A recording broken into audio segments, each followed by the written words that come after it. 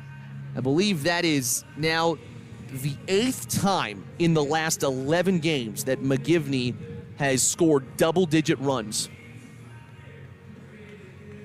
And that will do nicely.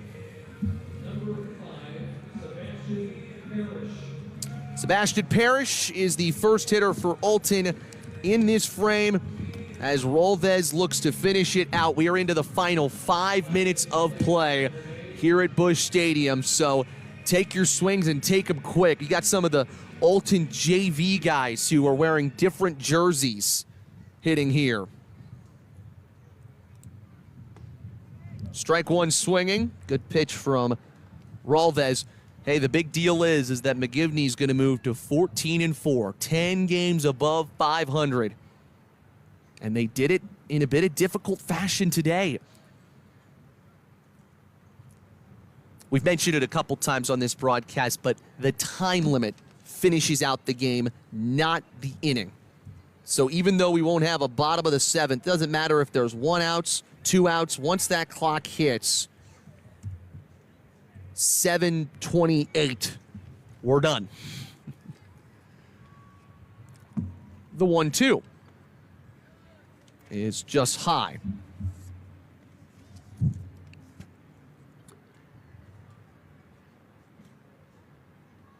All the McGivney fielders ready if a ball comes to them, but it won't there. It's strike 3 swinging for Parrish. And out number 1. Now we got plenty of guys everywhere for both teams. McGivney just made 2 switches in the outfield. There is no way we're going to be able to catch up and get you all of these. It's just impossible. I know Rolvez is pitching. That's the most important thing. We'll try to get the rest of it in the future. And he's dealing right now.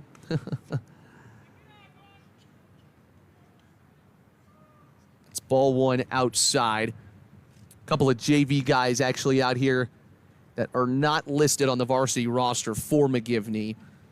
And because of that, we don't have the full names. We know it's Shane Reiger at third base.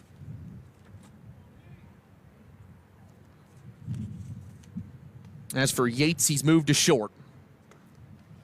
2-1 is low and away. Robinson now playing in center field.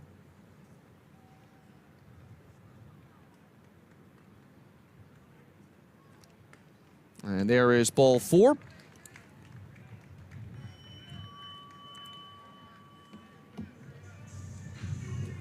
And you can see Alton running around. They're trying to get this final hitter. This will be the final hitter. It's Siragusa who will be the final hitter of our evening. Thanks so much for joining us here on the McGivney Facebook page. It's been a pleasure to be a part of this, a pleasure to be at Busch Stadium, and to bring you guys all the action. McGivney's such a great baseball team, and you could see why they are one of the perennial powerhouses in small class baseball. Even if Siragusa walks here, that's going to be it. It was 5-0 Alton. Things looked in bad shape. Not anymore.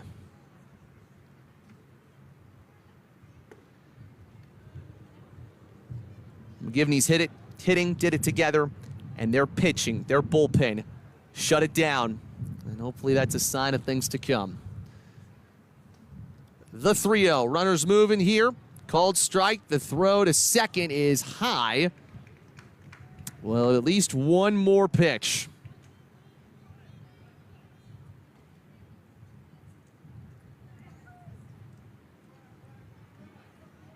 And by the way, it's a win against a Class 4A school as well. You'll always take those.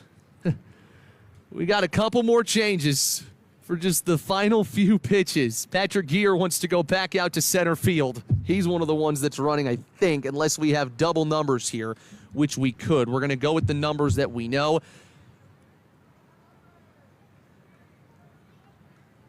I think there's a chance that that's Ben Sink out there in left. He's wearing number 27. He didn't have his uniform on earlier. Now, So check that. Not Ben Sink. Still too early in his recovery. 3-1 is ball 4.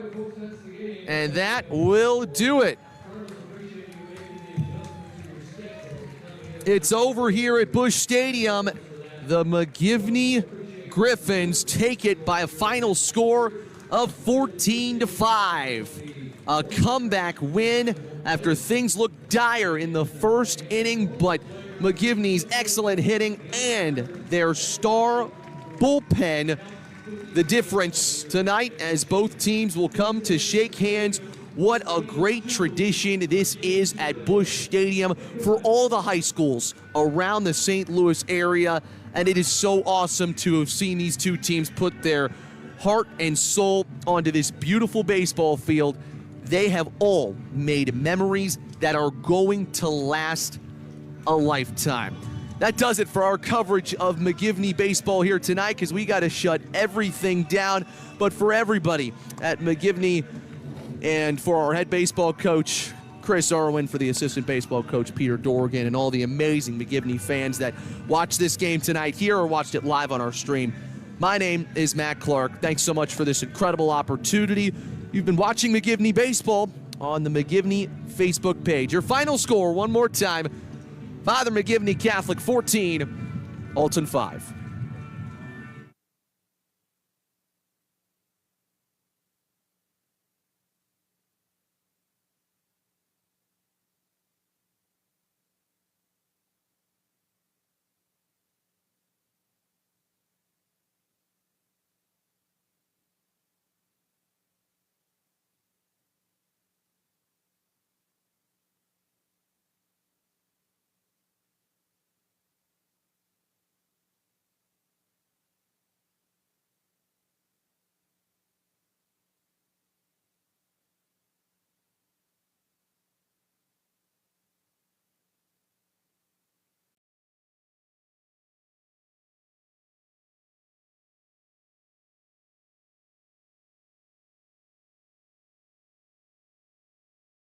God creates dinosaurs. God destroys dinosaurs. God creates man. Man destroys God. Man creates dinosaurs.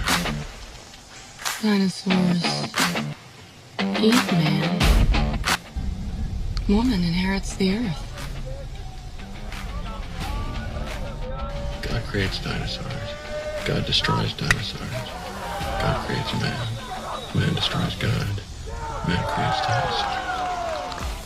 Dinosaurs eat man.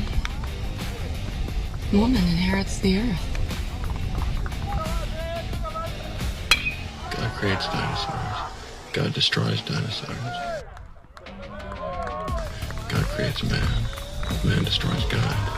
Man creates dinosaurs. Dinosaurs eat man. Woman inherits the earth. God creates dinosaurs. God destroys dinosaurs. God creates man. Man destroys God. Man creates dinosaurs. Dinosaurs eat man. Woman inherits the earth.